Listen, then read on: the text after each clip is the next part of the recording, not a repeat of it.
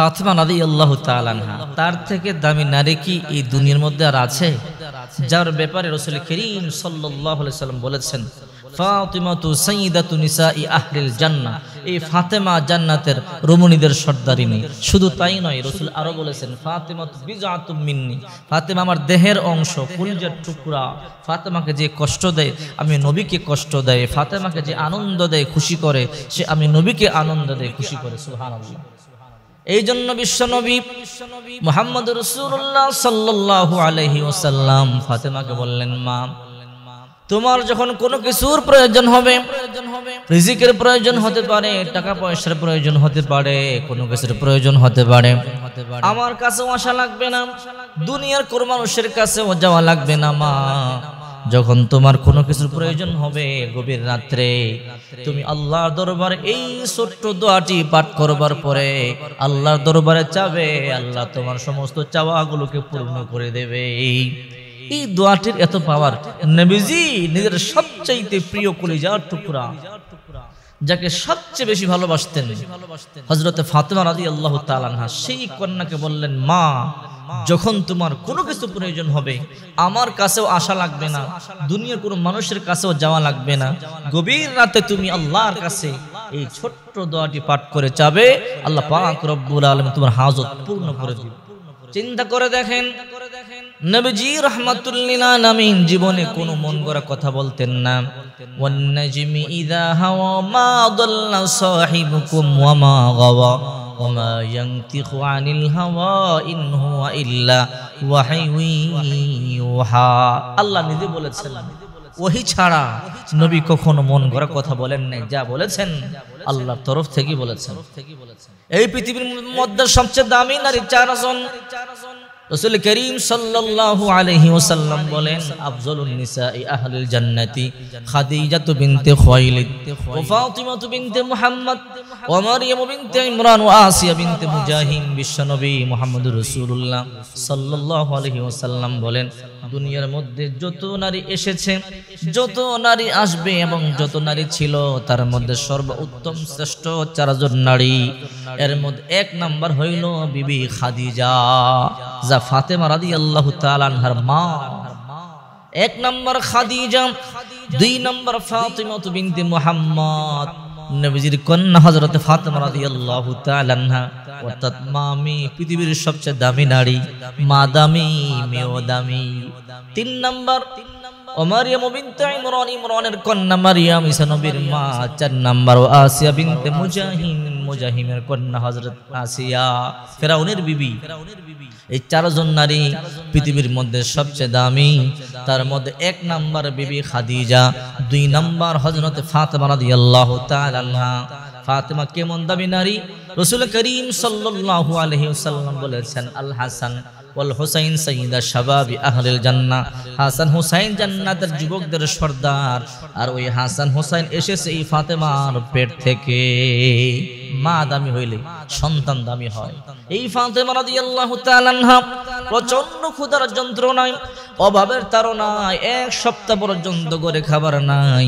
বিশ্বনবী মুহাম্মদ রাসূলুল্লাহ সাল্লাল্লাহু আলাইহি ওয়াসাল্লামের কাছে গেলেন, গিয়ে বলল, আব্বা জান, আমাকে এমন একটা কথা বলুন, যে এমন একটা আমল বলুন যে আমলের মাধ্যমে আমি পরিত্রাণ পেতে পারি, আমার ক্ষুধার নিবারণ হয়, আমার স্বামী হযরত আলীর ক্ষুধা নিবারণ হয়, আমার সন্তান হাসান হোসেনের ক্ষুধা নিবারণ হয়।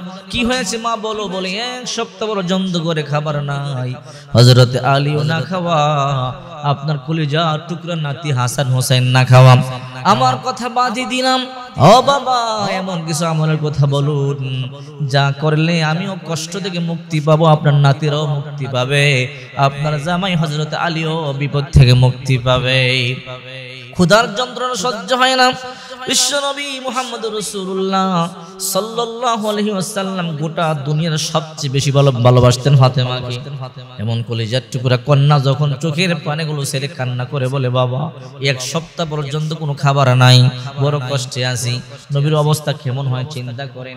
একজন মেয়ে যখন বলে, বাবা, এক সপ্তাহ পর্যন্ত কোনো খাবার খাইতে পারি না, আর মেয়েটা যদি হয় সবচেয়ে আদরের মেয়ে, মেয়ে তো সব এক হয় না, সন্তান দু বাবার কাছে সবাই সমান হয় না। বাধ্যগত সন্তানও আছে, অবাধ্যগত সন্তানও আছে। যদিও নবীজির কোনো সন্তান অবাধ্য ছিল না, কিন্তু হযরতে ফাতেমা রাদিয়াল্লাহু তাআলা আনহা এমন একজন নারী যাকে নবীজি মা বলে সম্বোধন করতেন, মা বলে ডাকতেন। অথচ ওই মেয়েটা যখন এসে বলে, বাবা 1 সপ্তাহ পর্যন্ত কোনো খাবার নাই, অসহ্য যন্ত্রণা সহ্য করতে পারি না, ও বাবা কি করব, মুক্তির উপায় বলে দেন। আমার রাসূল চোখের পানিগুলো ছেড়ে দিয়ে বলে, মা তুমি কান্না করবা না, টেনশন করবা না, সবকিছুর মালিক রব্বুল আলামিন, সুখের মালিক আল্লাহ। ফা ইন্না মাআল উসরি ইসরা, ইন্না মাআল উসরি ইসরা। সুখের পরেই দুঃখ, আবার দুঃখের পরেই সুখ। আপনি বেশি সুখে আছেন, মনে করবেন না সুখটা চিরদিন থাকবে, এমনও হতে পারে আল্লাহ আপনাকে বিপদের মধ্যে ফেলাইতে পারে। আপনি এখন বিপদের মধ্যে আছেন, চিন্তা করবেন না, দুশ্চিন্তিত হবেন না, মানুষের বিপদ কিন্তু চিরদিন থাকে না, মানুষের বিপদ চিরদিন থাকে না। তখন বললেন, মা তুমি টেনশন করবা না, তুমি কান্না করবা না, এমন একটা গোপন তো আমার কাছে আছে রে মা, আজকে তোমাকে বলবার পরে আমলটার গোপন থাকবে না, আমলটা প্রকাশ হয়ে যাবে। এ ফাতেমা, যখন তোমার কোনো কিছু প্রয়োজন হবে আমার কাছেও আসা লাগবে না, আমি যে তোমার বাবা আমাকেও বলা লাগবে না, দুনিয়ার কোনো মানুষের কাছে যাওয়া লাগবে না, কারো কাছে বলা লাগবে না। তুমি গভীর রাতের ঘুম থেকে জাগবার পরে 2 রাকাত সালাতুল হাজতের নামাজ পড়বা। 2 রাকাত সালাতুল হাজতের নামাজ পড়ে নামাজের মুসাল্লার মধ্যে বসে কয়েকবার পড়বা, আল্লাহুম্মা ইয়া আউয়ালাল আউয়ালিন, ইয়া আখিরুল আখিরিন, ইয়া যাল কুওয়াতিল মাতিন, ইয়া রহিমাল মাসাকিন, ইয়া আরহামার রাহিমিন। কয়েকবার পাঠ করবা এই দোয়াটা। কয়েকবার পাঠ করবার পরে তোমার হাজতের কথাটা তুমি আল্লাহর কাছে বলবা, আল্লাহ আমার রিজিকের দরকার, খাবারের দরকার, টাকা দরকার, পয়সা দরকার, পোশাক দরকার।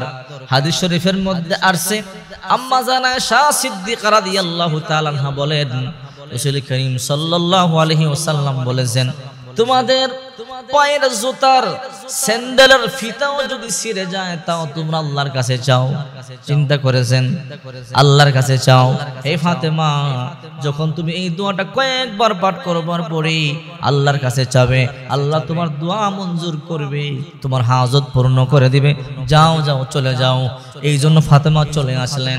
আসবার পরে গভীর রাত্রে ঘুম থেকে জেগে 2 রাকাত সালাতুল হাজতের নামাজ আদায় করবার পরে দোয়াটা কয়েকবার পাঠ করলেন, আল্লাহুম্মা ইয়া আউয়ালাল আউয়ালিন, ইয়া আখিরাল আখিরিন, ইয়া যাল কুওয়াতিল মাতিন, ইয়া রহিমাল মাসাকিন, ইয়া আরহামার রাহিমিন। আমি আবারও বলছি, আল্লাহুম্মা ইয়া আউয়ালাল আউয়ালিন, ইয়া আখিরাল আখিরিন, ইয়া যাল কুওয়াতিল মাতিন, ইয়া রহিমাল মাসাকিন, ইয়া আরহামার রাহিমিন। এই দোয়াটা কয়েকবার পাঠ করবার পরে হযরত ফাতেমা রাদিয়াল্লাহু তাআলা আনহা আল্লাহর দরবারে সাহায্য চাইছি। আল্লাহ পাক রব্বুল আলামিন জান্নাত থেকে ফাতেমার ঘরে খাবার পাঠাইছি। ফাতেমা রাদিয়াল্লাহু তাআলা আনহা এমন একজন নারী ছিলেন, মাঝে মাঝে আল্লাহ পাক রব্বুল আলামিন ফাতেমার জন্য জান্নাত থেকে খাদ্য পাঠাইতেন। ডালিমের কথা আপনারা জানেন, ফাতেমার দরকার পড়েছে, আল্লাহ জান্নাত থেকে ডালিম পাঠাইছে। শাড়ির কথা জানেন, বান্ধবীর বিয়েতে যাবে, শাড়ি নাই, আল্লাহ জান্নাত থেকে দামি শাড়ি পাঠাই দিয়েছে। এই জন্য রাসূল করিম সাল্লাল্লাহু আলাইহি ওয়াসাল্লাম বলেন, শুধু ফাতেমা নয়, আজ থেকে আমলটা প্রকাশ হয়ে গেল। যে ব্যক্তি কোনো কিছুর প্রয়োজন হবে, এই গোপন আমলটা যদি করতে পারে আর আল্লাহর কাছে চাইতে পারে, ওই ব্যক্তি এই দোয়া পাঠ করবার পরে আল্লাহর কাছে যা চাবে আল্লাহ অবশ্যই তাকে তা দিয়ে দিবে। তবে চেষ্টা করবেন আমলটা রাত 12টার পরে করতে, কারণ 12টার পরে কোলাহল মুক্ত হয়, মানুষ ঘুমায় থাকে। তাহাজ্জুদের সময় 2টা 3টার দিকে করলে ভালো হয়। ওই সময় যখন ঘুমায় থাকে, তোর হাত তুলে আল্লাহর কাছে 2 রাকাত সালাতুল হাজতের নামাজ আদায় করবার পরে এই দোয়াটা কয়েকবার পাঠ করবার পরে আল্লাহর কাছে চাবেন, তো অবশ্যই রব্বে কাবা আল্লাহ অবশ্যই আপনার দোয়া মঞ্জুর করবে, হাজত পূর্ণ করে দিবে। কারণ রিজিকের মালিক তো আল্লাহ, দুনিয়ার কেউ রিজিক দিতে পারে না। ওমা মিন দাব্বাতিন ফিল আরদি ইল্লা আলাল্লাহি রিজকুহা। আল্লাহ পাক রব্বুল আলামিন আসমান থেকে পৃথিবীর জানদার প্রাণীকে রিজিক দিয়ে থাকেন। দুনিয়ার কেউ রিজিক দিতে পারে না।